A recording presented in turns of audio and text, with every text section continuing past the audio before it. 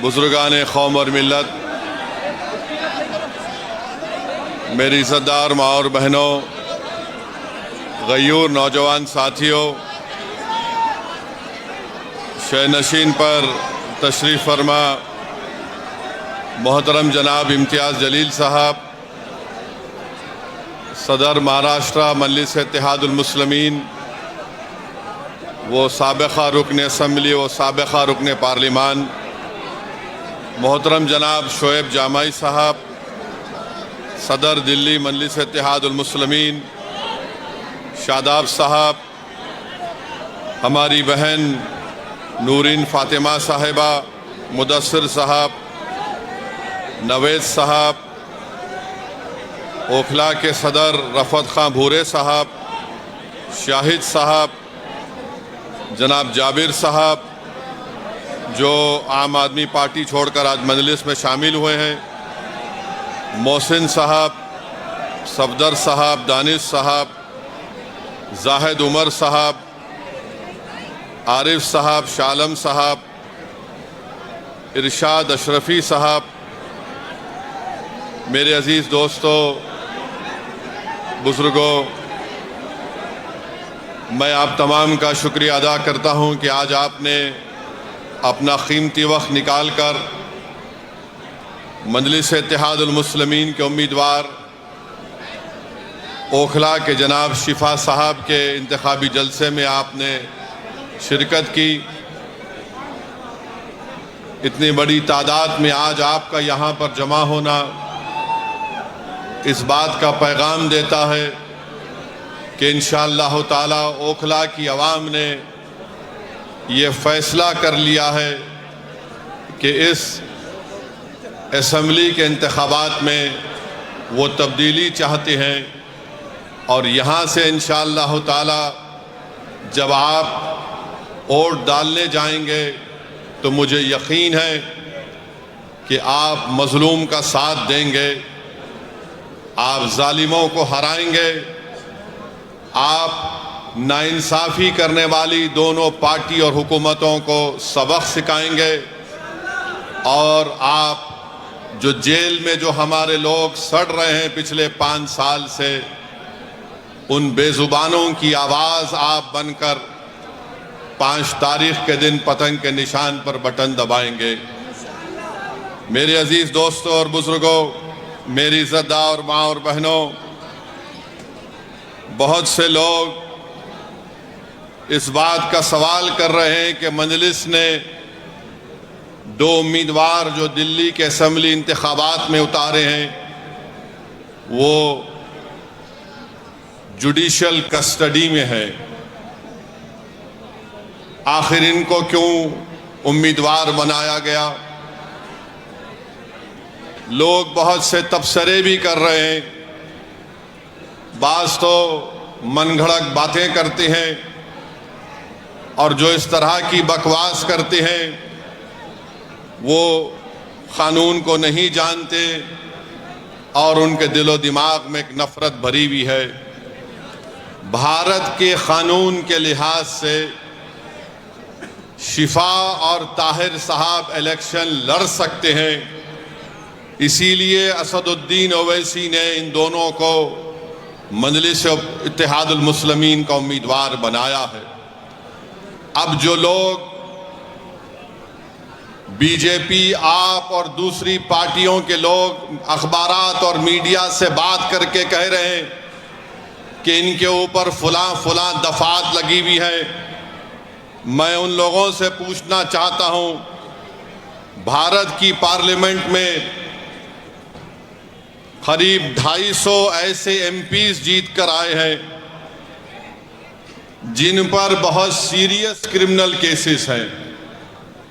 250 में से 170 के ऊपर रेप का मुकदमा है, एमपी है, मर्डर का मुकदमा है, एमपी है, अटेम्प्ट टू मर्डर का मुकदमा है, एमपी है, किडनैपिंग का केस है, एमपी है, महिलाओं के खिलाफ केसेस हैं, एमपी है।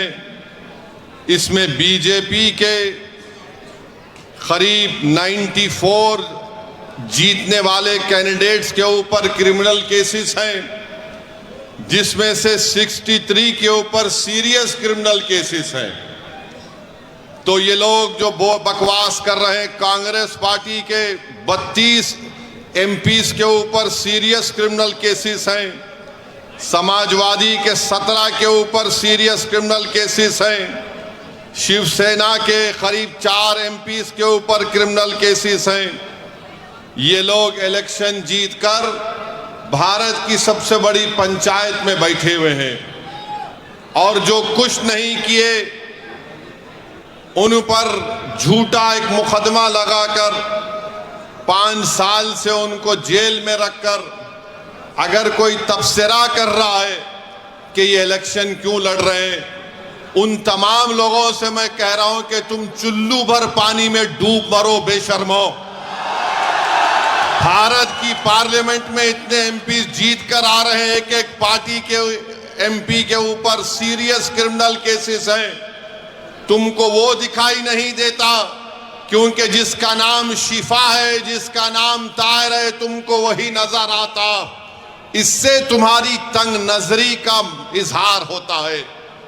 हम बराबर टिकट दिए, पहली मर्तबा नहीं दिए हैं, फिर से देंगे।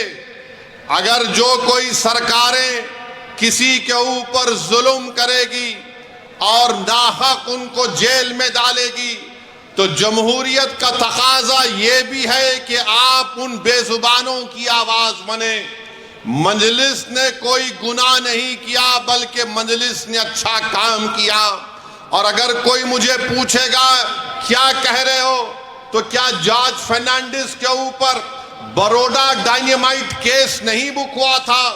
बिहार के मुजफ्फरपुर से जेल में बैठकर जॉर्ज फर्नांडिस इलेक्शन जीते, तो इंशाअल्लाह ताला शिफा भी जेल में बैठकर ओखला का इलेक्शन जीतेगा और एमएलए बनेगा इंशाअल्लाह ताला। अब आप बताइए कि जो 5 साल से जेल में है, ना कोर्ट में कार्रवाई चलती है, ना मुकदमा खत्म होता है, ना विटनेसेस का एग्जामिनेशन होता है, मगर प्रोसेस एक पनिशमेंट बना दिया गया। शिफा जेल में क्यों है और केजरीवाल जेल के बाहर क्यों है? शिफा जेल में क्यों है? अमानतुल्लाह को बेल क्यों हो गई? सिसोदिया को बेल क्यों हो गई? शिफा को बेल क्यों नहीं होती? जैन को बेल हो जाती है, ताहिर हुसैन को बेल नहीं होती है। बताओ कौन किससे मिला हुआ है? ये आपको 5 तारीख के दिन तय करना। मेरे अजीज दोस्तों और बुजुर्गों, मुख्यमंत्री जेल में था 6 महीने, छोटा रिचार्ज केजरीवाल 6 महीने शराब के केस में जेल में था और आज 6 महीने के बाद निकलकर मुख्यमंत्री बनकर जेल में था और शिफा जेल से इलेक्शन लड़ रहा है। हमारी बहन अवाम के दरमियान में आकर अपने मासूम बच्चे और अपने शौहर के लिए बेबसी का इजहार कर रही है। तो जनता को तय करना है। अगर केजरीवाल इलेक्शन लड़ सकता है और जीतने का दावा कर सकता है, तो ओखला की आवाम में अगर हमीयत है, और अगर ओखला की आवाम में हमीयत है, मुझे यकीन है, अगर आप में हरारत है, अगर आपके दिलों में एक बेदारी है, तो आपको 5 तारीख के दिन एक इनकलाब रकम करना पड़ेगा। इस देश में अगर केजरीवाल को बेल हो सकती है और इलेक्शन लड़ सकता है 6 महीने के बाद, तो शिफा को हम जेल में बिठाकर इलेक्शन जिताएंगे। ये जमहूरियत की कामयाबी होगी। अगर नरेंद्र मोदी के पार्टी में ऐसे 90 एमपी हैं जिन पर क्रिमिनल केसेस हैं, तो मजलिस ने कोई गुनाह नहीं किया, कानून इजाजत देता है। हमने अपने उम्मीदवारों को मैदान में उतारा। जो लोग ये आम आदमी पार्टी के कह रहे हैं नहीं वोट कटेगा, अरे 94 से लेकर 2019 तक यहां से अल्पसंख्यक समाज का उम्मीदवार एमएलए बना। अब तुमको बीजेपी कैसे याद आ गई? तुमको ईडी पकड़ के लेके गई, तुम कौन सी चाय पीकर बेल हासिल करे हमको बताओ। तुमको बेल कैसे मिल जाती है, शिफा को क्यों नहीं मिलती? तुम्हारे आका केजरीवाल को 6 महीने के बाद बेल मिल जाती है, शिफा को क्यों नहीं मिलती? सिसोदिया 16 महीने जेल में बेल मिल गई, जैन जेल में बेल मिल गई। बताओ कहीं तुम कुछ सेटिंग तो नहीं कर लिए? तुम मुझ पर इल्जाम लगाते हो और आज हम मजलिस उम्मीदवार या खड़ा करी तो नहीं बीजेपी जीत जाएगी। अरे ओखला की वोटर लिस्ट केजरीवाल तेरे मुंह पे फेंक कर कह रहा हूं, यहां से सिपाही जीतेगा इंशाअल्लाह ताला। ये डराने का काम मत करो आप आम आदमी पार्टी के लोगों। नहीं बीजेपी आ जाएगी। मुझे मालूम है कि तुम्हारे दिल में एक डर पैदा हो गया है। तुमको नजर आ रहा है तुम्हारी नाकामी जो इंशाअल्लाह हकीकत में तब्दील होगी। लोग बोल रहे हैं और मैंने खुद देखा है, 5 साल पहले भी मैं आपके दरमियान में आया था और आज भी आया हूं। ओखला में कोई डेवलपमेंट, विकास, तरक्की नजर नहीं आती। केजरीवाल मैं तुझको चैलेंज कर रहा हूं, सुबह आ जा इस रोड पर, तू यहां ठहर के बोल। सुबह 9 बजे आ जा केजरीवाल, मैं भी आता हूं।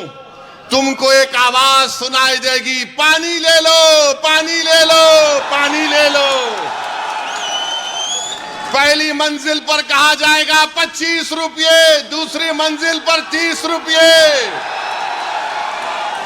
अरे मफलर कितना झूठ बोलेगा तू, कितना झूठ बोलेगा। पानी फ्री कर दिया, बिजली फ्री कर दिया, फुला फ्री कर दिया। मोदी जी भी बोल रहे ये फ्री लो, वो फ्री लो। ये क्या इनके अब्बा के अकाउंट से दे रहे हैं? फ्री लो, फ्री लो। ये जनता का पैसा है। मगर ओखला की आवाम तुमको पानी फ्री में मिलने का दावा केजरीवाल और मोदी कर रहे हैं। मेरी मां और बहनों, तुम्हारे अकाउंट में इतने पैसे डालने का वादा कर रहे हैं, मगर 5 तारीख के दिन तुमको याद रखना पड़ेगा कि ना शिफा फ्री है, ना ताहिर फ्री है, ना सैफी फ्री है। से कई लोग फ्री नहीं हैं। ये लोग फ्री नहीं हैं, मगर दावा तो बहुत करते हैं। केजरीवाल पानी नहीं पहुंचा सके यहां पर, हम ऐसा कर देंगे। बड़े बड़े बुलंद बांग दावे करते हैं। आओ केजरीवाल ओखला में, तुमको माउंट एवरेस्ट हम दिखाते हैं जो तुमने यहां पर कचरा एक पहाड़ बनाकर रख दिया। यहां ओखला में आप मेरी बात से अगर मुत्तफिक हैं तो हाथ उठाकर कहिए। अभी नहीं है, बोलने के बाद। 1 गज जमीन की कीमत कितनी है? 3 लाख के ऊपर है ना, 3.5 लाख के करीब है। 3 साढ़े 3 लाख। 100 गज का फ्लैट 60 लाख के ऊपर है। बताओ फिर यहां पर डेवलपमेंट क्यों नहीं हुआ? जब इतनी महंगी जमीन है, इतने महंगे फ्लैट बिकते हैं, तो फिर यहां पर डेवलपमेंट क्यों नहीं हुआ? 10 साल से केजरीवाल मुख्यमंत्री हैं, सब जगह डेवलपमेंट हो रहे हैं। अरे केजरीवाल, जो आज गलियों में मैं पैदल चला, तुम 10 मिनट चलकर दिखाओ।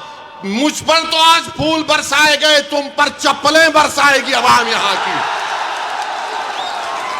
इतने खड्डे यहां पर हैं, इतने खड्डे यहां पर हैं, गंदगी है, ना सफाई का कोई इंतजाम है, और 10 साल से बाजा बजा रहे। याद रखो, ओखला की आवाम, मोदी और केजरीवाल दोनों भाई भाई हैं, एक सिक्के के 2 रुख हैं। इनमें कोई फर्क नहीं है, बिल्कुल कोई फर्क नहीं है। इनकी सोच एक। ये दोनों आरएसएस से निकले हैं। एक आरएसएस की शाखा से निकला, एक आरएसएस के इंस्टीट्यूट से निकला। इन दोनों में कोई फर्क नहीं है। हिंदुत्व की बात दोनों करते हैं। अरे बोलो, तुम्हारी जबान पे कभी नाम आया 5 साल में ताहिर हुसैन का?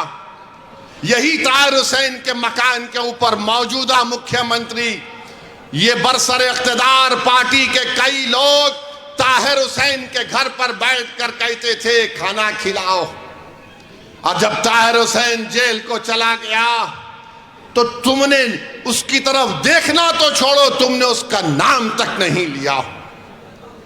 बताओ मैंने कौन सा गुनाह किया, कौन सा गुनाह हमने किया? अगर हम जो लोग आज जेल की चार सलाखों के पीछे, उन दीवारों के पीछे जिनको खामोश और गुमनामी की जिंदगी में डाल दिया गया था, मंजलिस यही चाहती है कि तुम जेल में डालोगे तो हम उनको जनता में लाके खड़ा करेंगे इंशाअल्लाह ताला।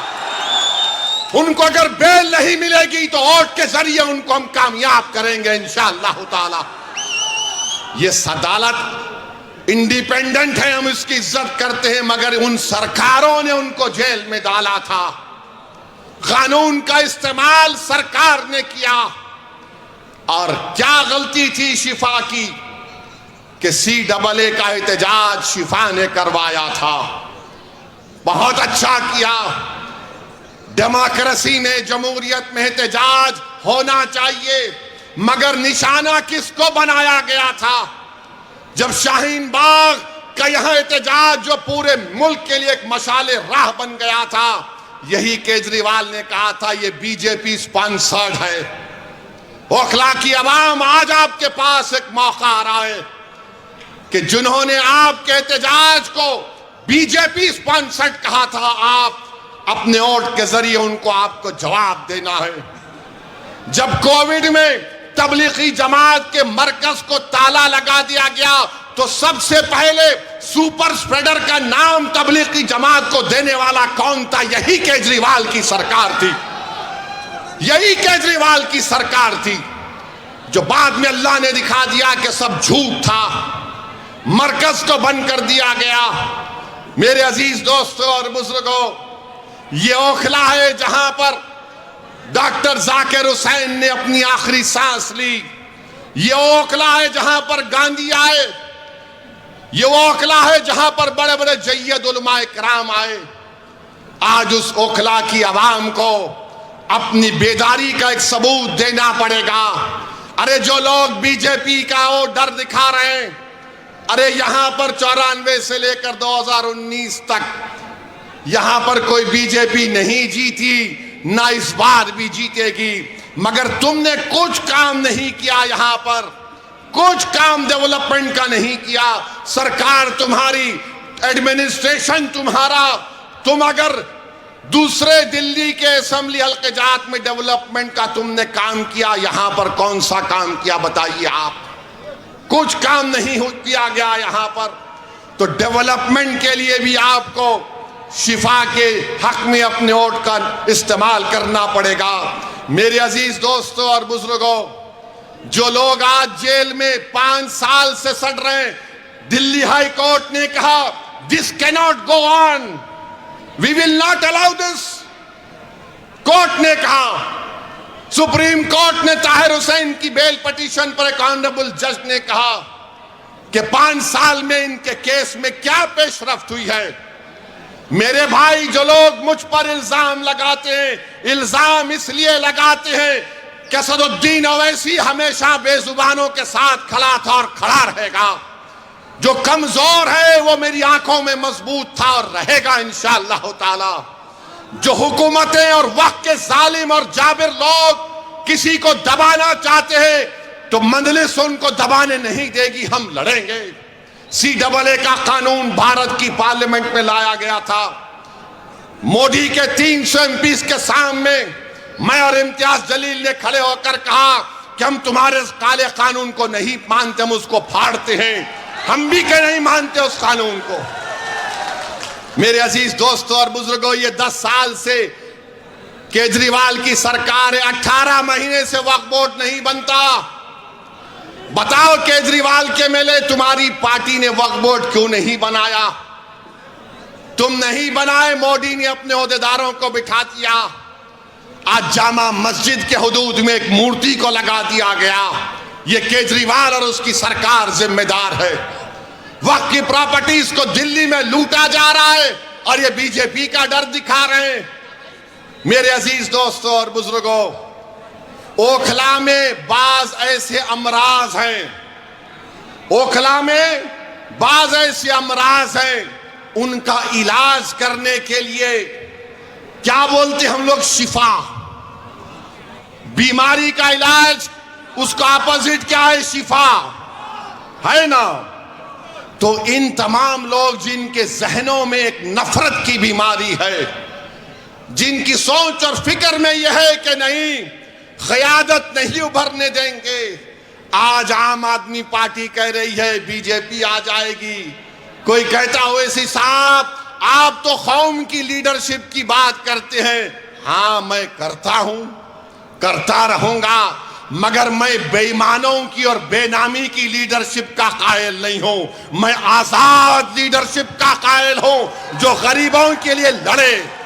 अरे तुम्हारी जबान तो तुम्हारे केजरीवाल के सामने झुक जाती है, तुम मुंह नहीं खोल सकते। अगर तुम मुंह खोलते थे तो तुम शिफा का नाम लेते। अगर तुम आजाद होते तो तुम तबलीगी जमात पर झूठा इल्जाम नहीं लगाते। अगर तुम आजाद होते तो तुम यहां पर डेवलपमेंट का काम करवाते। मेरे अजीज दोस्तों और बुजुर्गों, मेरी आपसे अपील है कि ये बीजेपी का डर दिखाते हैं। अरे बीजेपी का डर दिखाने वालों, 2024 के लोकसभा के चुनाव में क्या मैं आया था? क्या मैं आकर बोला था आपको ये मेरा उम्मीदवार है तो बीजेपी पूरे कैसे जीत गई? क्या मैं आकर आपके कान में आयतल कुर्सी पढ़ के फूका के बीजेपी को जिता दो? ये झाड़ू क्या कर रहा था उस वक्त? ये मफलर क्या कर रहा था? ये छोटा रिचार्ज क्या कर रहा था? अरे तू एक सीट पर बीजेपी पर कामयाबी हासिल नहीं करा, हम 2 सीट लड़ रहे तो इसकी नींद हराम हो गई। क्यों तकलीफ हो रही है? ये कभी नहीं चाहते कि आपकी लीडरशिप बने, आपकी एक आजाद सियासी आवाज पैदा हो। याद रखो मेरी इस बात को, मैं जब तक जिंदा रहूंगा मैं ये बात कहता रहूंगा कि भारत की जमहूरियत को अगर मजबूत करना है तो भारत की सबसे बड़ी अक़लियत को अपनी एक सियासी लीडरशिप को बनाना पड़ेगा। तुम मुझे पसंद नहीं करते, तुम बनाओ, मैं तुम्हारे साथ पीछे खड़े रहने को तैयार हूं। मगर याद रखो, मैं इस दुनिया में रहूं या ना रहूं, अगर तुम ये काम नहीं करोगे तो 50 साल के बाद तुमको मेरी इस तकरीर के अल्फाज याद आएंगे कि एक दीवाना आकर हमसे कहा था कि अगर हमको अपने मसाइल को हल करना है, अगर हमको इंसाफ चाहिए, अगर हमको इज्जत चाहिए, अगर हमको मान सम्मान चाहिए, अगर हमको अपने बेटों को, अपने भाइयों को, अपने बाप को अपने साथ देखना चाहते हैं, जेल में नहीं, तो लीडरशिप बनाओ मेरे भाई, लीडरशिप बनाओ। याद रखो, कोई आसमान से उतर कर तुमको लीडर नहीं बनाएगा।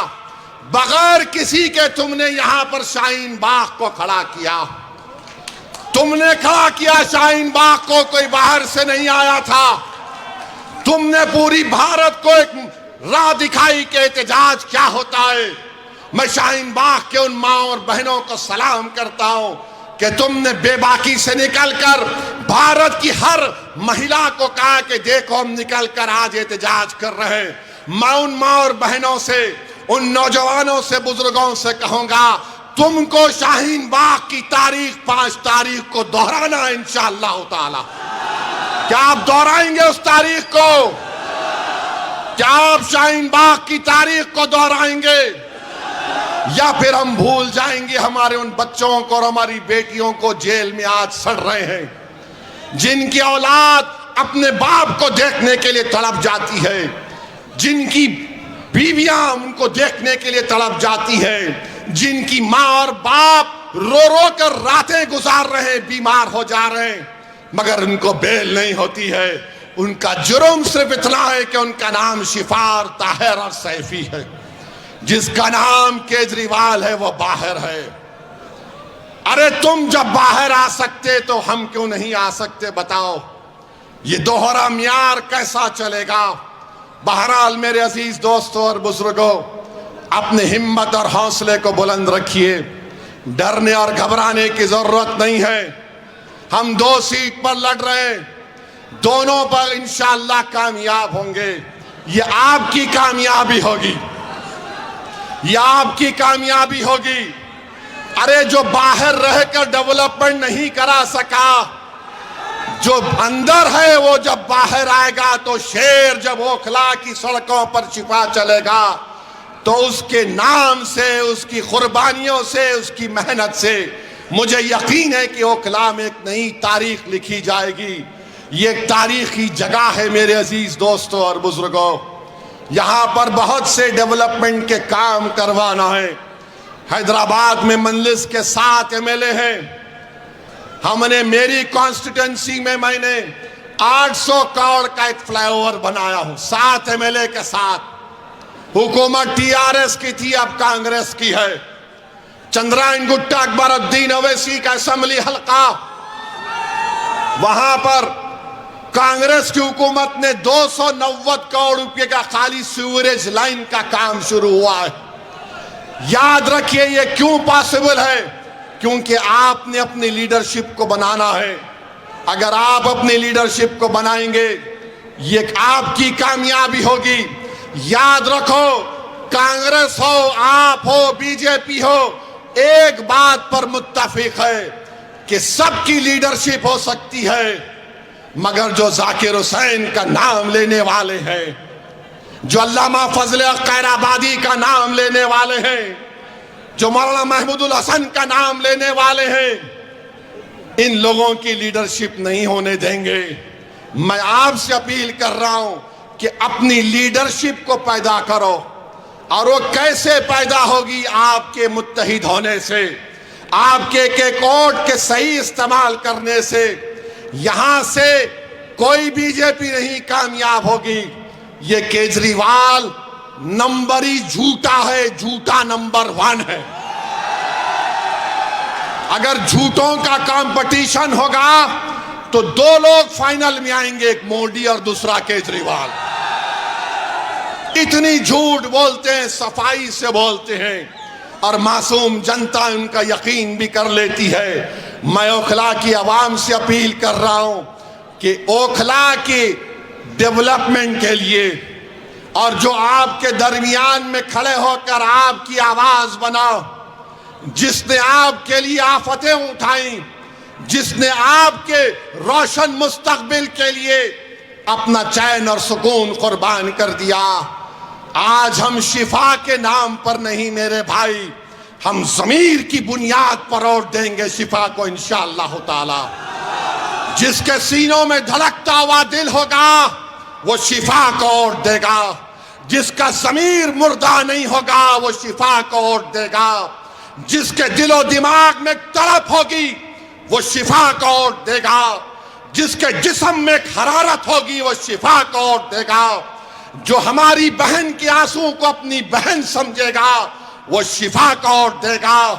जो ओखला को अपना घर समझता है वो शिफा को वोट देगा। जालिमों का साथ मत दो, मजलूमों का साथ दो, इंसाफ का साथ दो, इंसाफ को सर बुलंद करो। और मोदी को हम कहना चाह रहे हैं कि आप वक्फ का बिल बनाने जा रहे हैं, याद रखो वक्फ का कानून बनेगा तो भारत में प्रोटेस्ट होगा इंशाअल्लाह ताला। बहरहाल मेरे अजीज दोस्तों और बुजुर्गों, आप तमाम से अपील करने आया हूं कि 5 तारीख के दिन ओखला के आसमानों में सिर्फ एक ही निशान दिखाई देना चाहिए, वो पतंग का निशान होना चाहिए। पतंग के निशान पर बटन दबाकर आप अपनी पार्टी को कामयाब करिए, शिफा को कामयाब करिए, जो हमारे लिए खड़ा रहा उसको कामयाब करिए। मैं आज आपके इलाके में दौरा किया हूं, इंशाअल्लाह ताला और भी पैदल दौरे होंगे ना जी, होंगे और भी पैदल दौरे होंगे, आपसे मुलाकात होगी। बहुत बहुत शुक्रिया। अस्सलाम वालेकुम।